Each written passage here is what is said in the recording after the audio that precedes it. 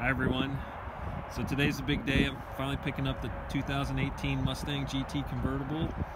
Over here you can see the 2017 that I turned in. Should be interesting to see the improvements for 2018. So I'll do a full review once I get a few miles on it, but we'll let you know what it's like.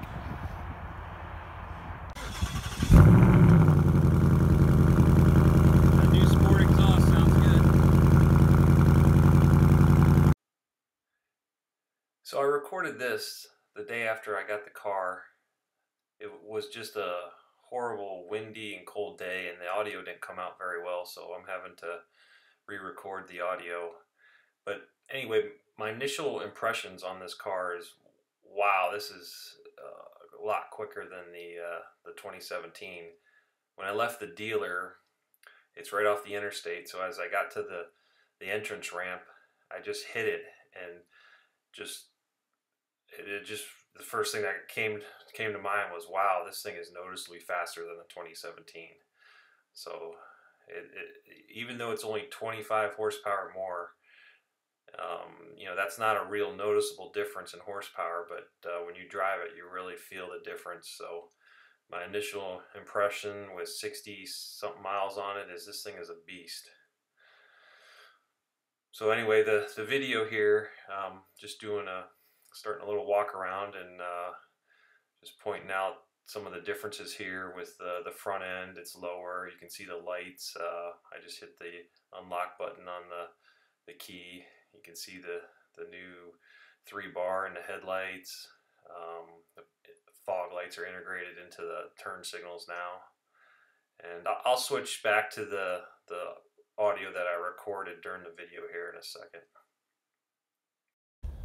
This one has the 20-inch wheels with the all-season tires. Real thankful to have those at this time of year. I'm going to do another video on why you wouldn't want to buy the performance package, and if you're going to drive it year-round, you definitely don't want that with the summer tires. Let's see, as we move around here, get to the back.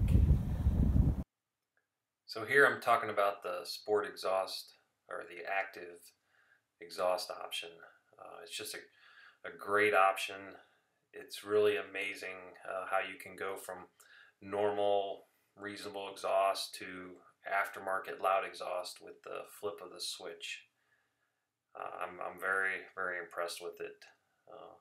It looks good with the quad pipes, and then the ability to be able to change it just makes it even that much better. Now I'm getting into showing you the new key fob, and then in a second here I'm going to switch back to the original audio where I started up so you can hear the exhaust.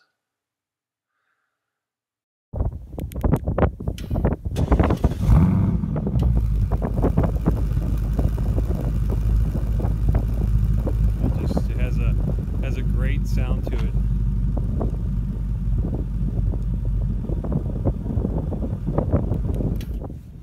After playing with all the different modes, you've got quiet, normal, sport, and track. I think my favorite is sport. It's got a good sound level to it. It's nice and loud, but doesn't drone on the highway. So what I was saying when the wind got really bad is the track exhaust option is I don't particularly like it. I mean, it'd be fine for the track, but for around town it kind of drones on the highway. I feel like the sport mode is just as loud but doesn't have the droning that the track mode does. But if you're on the track, it doesn't matter. So here I'm showing you the little button that's down by the license plate to pop the trunk if you have the key in your pocket. It's kind of a nice feature. They had that last year as well. Inside the trunk on the right's the subwoofer, and then those two plastic bags are the caps that go on the sides of the top when it's down, cover up the mechanism. And then as I move around the side here, I point out the capless fuel fill, which has been around forever, but it's one of my favorite features. And then at this point, it's getting really cold and windy, so I move to the inside.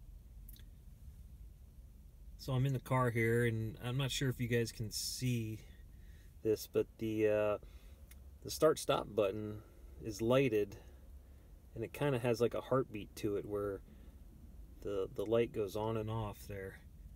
It's really cool. It's a lot more noticeable at night. Go ahead and start it up here.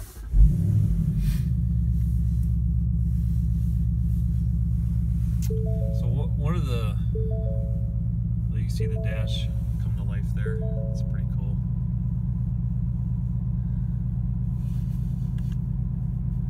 But one of the features, or one of the things they changed for 2018 that I noticed is on the dash here, this set of buttons here used to control the stereo with volume and skipping to the next song and stuff, and they've put that over here on the left side. So I keep trying to do the cluster on this side, and I wind up muting the music. So that's going to take a little while to get used to it. I'm sure it'll just take a couple days, but that is something they changed for 2018.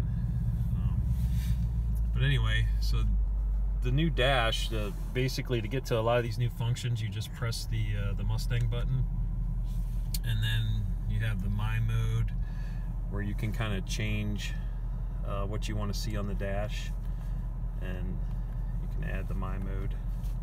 Then you get into the exhaust mode here, and then these are the different, there's quiet, normal, sport, track. You don't really notice anything at idle, but if you rev it up, you can definitely tell the difference between all the different modes. And then you get into your track apps, acceleration timer, brake performance, line lock, lap timer, gauges. You can pick what gauges you want to see here in the center. Pretty neat. A lot of stuff to play with. Going back, and then they've got the My Color. You can change your different color, your ambient lighting, all that stuff. And then cluster appearance, you can change. Right now the way it comes set from the factory is it changes with the drive mode, but you can kind of scroll through and pick if you want to keep it in a different, if you want sport all the time, you can set it that way. I'll show you what the drive modes do here. The button is down here, same as last year, all these buttons. Steering feel, traction control off, and then the drive mode. As you scroll through them, you can see there's normal, My Mode, Sport Plus, changes it, track, changes it even more. Let's see, you get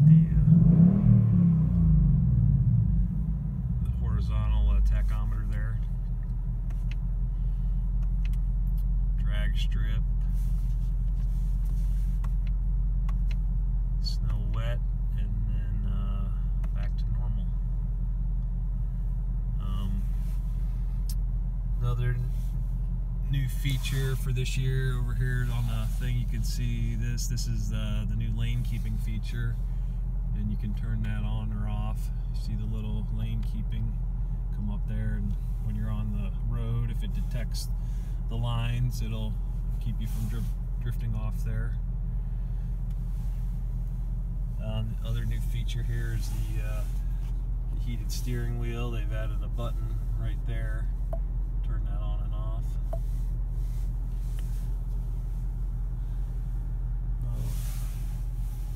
You can see the new mirror. This was something I didn't notice at first, but somebody pointed it out to me when I did the quick walk around when the car first came in. There's no frame on here, which is kind of a neat little upgrade. Everything else up here seems to be the same. The top mechanism, the handle, all the buttons, that kind of stuff. Interior wise, like there's a little different emblem over there. The dash finish looks a little different than last year.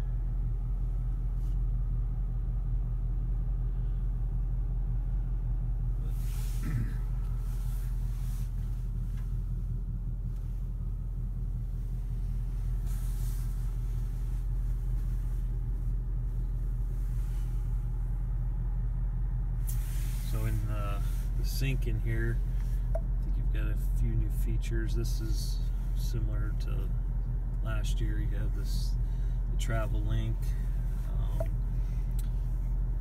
Let's see. If you go in here,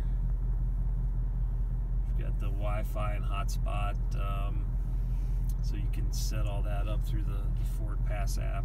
The Ford Pass app will allow you to start the car. You'll see how much fuel you have, your miles, all on your phone. So I should do a video on the Ford Pass app. So that's a new feature for 2018. So what I'll try, you can see I've only got 64 miles on here. I'll try to get some driving footage of this car. Mount a camera in here, and I mean it's just this new transmission is just a lot of fun. It's a different feeling than the old 6-speed automatic. That transmission, you felt like you were going through the gears more. With the 10-speed, the gears are spaced so quickly, it almost seems like you're just in a real short RPM range, and as it shifts through the gears, it's almost like a CVT or something. It's just a different feeling. I mean, I'm not saying it's bad or anything. I mean, the performance is obviously there. It's just it's crazy how fast this car is. So anyway, I'll put out a few more videos as I get more miles on it, and see if I can get a camera mounted in the cockpit here and show you what it's like to push this thing a little bit. Talk to you later.